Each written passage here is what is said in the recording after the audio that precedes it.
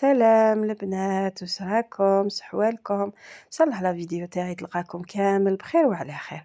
جيتكم اليوم بان نوفال فيديو تاع العرايش. هنا كانت عندي كوموند تاع 150 حبه عرايش، يعني كانوا فيها دو موديل، يعني كان هاد لو بلون بالغوج وكان لا ميم ديكوراسيون، برك كان فيها الغوز وهذيك لا مارغوريت بالغوز، نسيت ما صورتهاش. يعني حسبت لي صورتها من بعد لقيت روحي ما صورتهاش. هاد الموديل تاني، هذه سيتي اون اوتر كوموند، برك حبيت نوري لكم لو موديل. دونك خرج بزاف شباب بلون، بلوتو روز بالبلون والدوري. جبت لكم البنات اليوم المقادير المضبوطه تاع 150 حبه عرايش، سورتو للحلويات اللي يحبوا المقادير المضبوطه. وقبل ما نبداو لا فيديو البنات، حبيت نقول لكم على الورشه اللي حتكون باذن الله في ولايه باتنا. راح تكون تحت اشرافي، وراح يكونوا فيها بزاف انواع تاع الحلويات التقليديه مع بزاف لي ديكوراسيون والتزيين بالورود. راح تكون دورة تطبيقية، يعني كل وحدة راح تخدم، راح تمس، يعني تعرف يعني إنسان كي يمس ويشوف قدامه تما اللي راح يتعلم خير، وسورتو كي دير الحاجة كي تطبقها راح تفهم خير. والباقي المعلومات ولا على الاسعار راح نخلي لكم الارقام تاع المدرسه هكا تصلوا بهم. التسجيلات مازالوا مفتوحين، يعني ما بقاش بزاف. وقلت لكم الدوره راح تكون في جونفي، والتاريخ راح يكون يعني جوست ما يتعمر لو جروب راح يحددوا التاريخ. فوالا البنات، وهنا نعاودو نولو لا فيديو تاعنا. شوفوا البنات، هنا بديت بلا ديكوراسيون. راح نستعمل هذاك لو مول. هنا استعملت عجينه السكر غاز وحمراء، ضفت لها تيلوز. دائما نقول لكم تيلوز نديروه باش تنشف لنا لا ديكوراسيون. دونك بديت نخدم هذه الغاز فوالا بهذه الطريقه. يعني بزاف شباب هذا لو مول، هو هكا يبان سامبل بصح النتيجه تاعو بزاف شابه. ولهنا نفس الطريقه استعملتها مع الحمراء البنات. شريتها كي تكون عجينه السكر حمراء، عاده نشريها باسكو الحمر شويه صعيب باش يخرج. دونك دائما نشريها ملونه. فوالا بعد ما كملتهم كامل راح ندير لهم هذاك لو دوغي في الوسط. استعملت هادوما وراح نبدا نلون فيه جوست في الوسط. شوفوا لا ديفيرونس اللي مدهنا هذاك لو دوغي، يعني الورده ما كانتش باينه، كانت صامته، مي زاد فيها النص. فوالا زدت كملتهم كامل وخليتهم ينشفوا. بعدها رحت خدمت لاباط تاع العرايش. شوفوا البنات لهنا قسمتها اون دو، يعني 50 150 قسمتها على زوج. نقولوا هاد المقادير اللي حنا نعطيه لكم يخرجوا 80 حبه، دونك نتوما ضربوهم في زوج. شوفوا لهنا استعملت 3 كيلات فارينة، اللي هي كيلو 950 غرام تاع الفارينة. كيلو 950 غرام تاع فارينة. درت لهنا رشة تاع الملح ومغرفة كبيرة تاع لافاني. ولهنا السمن استعملت 820 غرام اللي هي كيلة. دونك الكيلة هذه رفدت لي 920 غرام، بلوتو 820 غرام تاع السمن دايب وبارد، يعني ما لازمش يكون سخون. هنا راني نبسس في الفارينه تاعي، قلت لكم خدمتها على زوج خطرات، وهاد المقادير خرجوا لي قيله 78 هكا حتى ل 80 حبه، يعني ماكسيموم 80 حبه. دائما كي تكون عندنا كوموند دائما نديروا حبيبات زايدين، اون سي جامي يتكسروا لنا ولا يتحرقوا لنا ولا يصرى، دائما نديروا حبيبات زايدين. فوالا هنا راني كامل الفارينه تاعي نبسسها مليح بهذاك السمن بهذه الطريقه.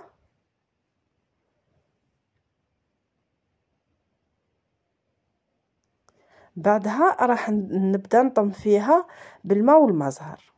كيما كنت نقول لكم ومالفه نقول لكم، كي نكونوا في الشتاء دائما نديروا السوائل يكونوا دافيين. دونك لهنا سخنت الماء مليح وراني نضيف له في المزهر باش يولي معتدل. شوفوا البنات هنا استعملت نص كيله بصح ما كفاتنيش، زدت لها، دونك المجموع استعملت كيله غير ربع. فوالا لهنا نبدا نطم فيها وما نعجنش. شوفوا كيفاش نطمها. العرايش والتشارك ولا جينيرالمون لي بات هذوما ما يحبوش العجين، اذا عجناهم راح يربيو العلك وما يعطوناش نتيجه مليحه. دونك نطموهم بلا عجين. شوفوني الطريقه كيفاش راني نطم فيها. فوالا هنا بعد ما زدت لها الماء، قلت لكم كيله غير ربع تاع الماء. وراني نطم فيها.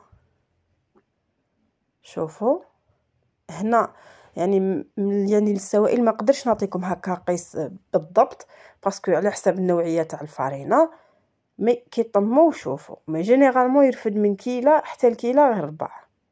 شوفوا كيفاش تحصل، شوفوا العجينه كيفاش راهي طريه، كي ندوروها هكا ما تتشققناش. هناك غطيتها وخليتها ترتاح، وجيت للوز تاعي.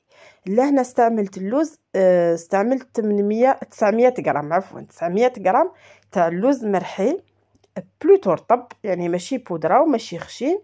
ضفت له 400 غرام تاع السكر كريستاليزي ورشه تاع القرفه، ولهنا شتوني درت مغرفه تاع السمن. راني نطم فيه بالمازهر. فوالا هنا درتو شويه جاري باش خليته يرتاح لي وشرب. فوالا هنا وزنت لاباط تاعي ولا فخس تاعي. لاباط وزنتها 38 غرام ولا فخس تاعي وزنتها 18 غرام. دونك لا فخس باش درت قلت لكم ما شفيتش اكزاكتومون مي حوالي 75 حبه، من 75 حتى ل 80 حبه. المهم استعملت 900 غرام تاع اللوز. وهنا راني نحل. المهم المجموع باش درت 150 حبه استعملت كيلو 800 غرام تاع اللوز، كيلو 800 غرام تاع اللوز. واستعملت استعملت قولوا 3 كيلو و800 تاع الفرينه. ان شاء الله تكونوا فهمتوني. المهم هنا راني نشكل في العرايش تاعي. دونك حليت لاباط وحطيت لافاخس على شكل حرف تي كما شفتوا، وراني لهنا نغلقها بلا ما نخلي الهواء لداخل. دونك نغلقها مليح ونقلبها ونبدا نخدم في هذوك الجرحتين تاعها ونرقق ونطول بهذه الطريقه.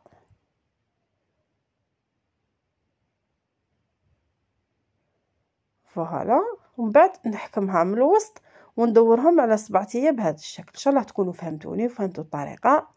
مي دوك نزيد معكم حبه. فوالا هنا الا شفتوها يعني حطيتوها وشفتوها عبدت نحلت شويه سقموها. بنات ما على باليش لا قلت لكم. المهم لاباط تكون نخلوها تريح ولا فخس تاني تريح، يعني لا فخس نقدروا نخلوها تبات يعني حتى تبات معليش. لاباط نخلوها على الاقل ساعه هكذاك، ساعه نص ساعه حتى نلقاوها يعني ريحت. فوالا وراني نرقق في لي كوتي وندورها بهذا الشكل.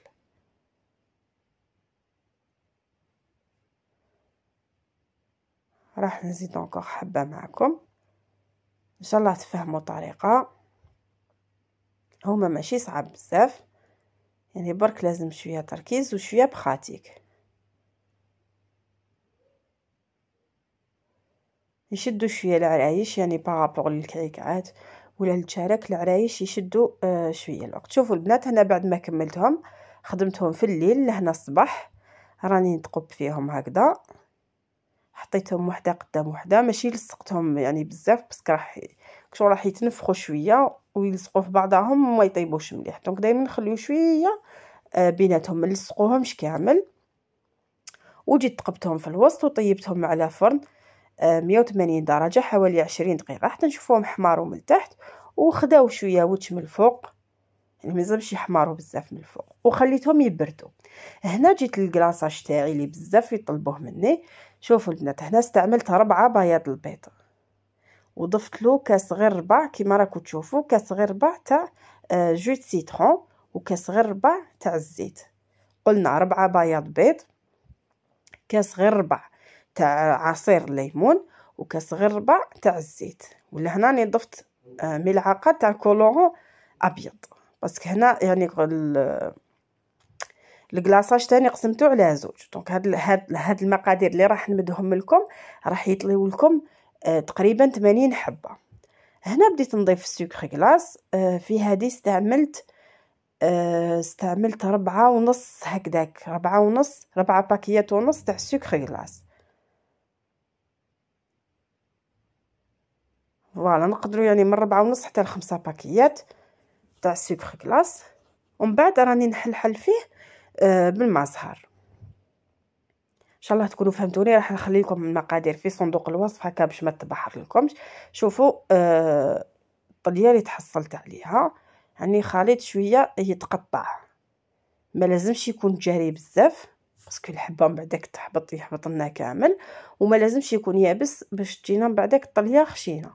هنا بعد ما بردوا مليح العرايش، انا جينيرالمون نخليهم يباتوا، راني بديت نطلي فيهم. شوفوا لهنا كل وحده طريقتها في الطليه، انا جيت ناكد لكم على الطريقه يعني تاع على لاباط وعلى سورتو المقادير. فوالا طليتهم كامل. هنا لصقت فيهم يعني الورود هذوك فوق الطليه باش ما نعاودش من بعدك نلصقهم. شوفوا حطيتهم فوق لاكغي هذه باش يقطروا. دائما كي نطليو نبداو نجربوا بالحبه البنات، ما نطليوش كلش على جهه، ونشوفوا اذا ما حبطناش بزاف نكملوا نطليو كامل. اذا شفناها جاريه راح نضيفوا لها شويه سكر كلاص، اذا شفناها يابسه نزيدوا لها شويه ما زهر. فوالا هنا بعد غدوه من داك الصباح، يعني بعد ما نشفت لي الطليه، راني نحي لها هذوك الزوائد اللي من تحت. شوفوا يعني تحصلنا على طليه ماشي خشينه وماشي رقيقه. بعدها راني ندير لها شويه ناكري ملمع غذائي، يعني ما كترتش كيما راكم تشوفوا، درت غير حاجه خفيفه بهذه الطريقه.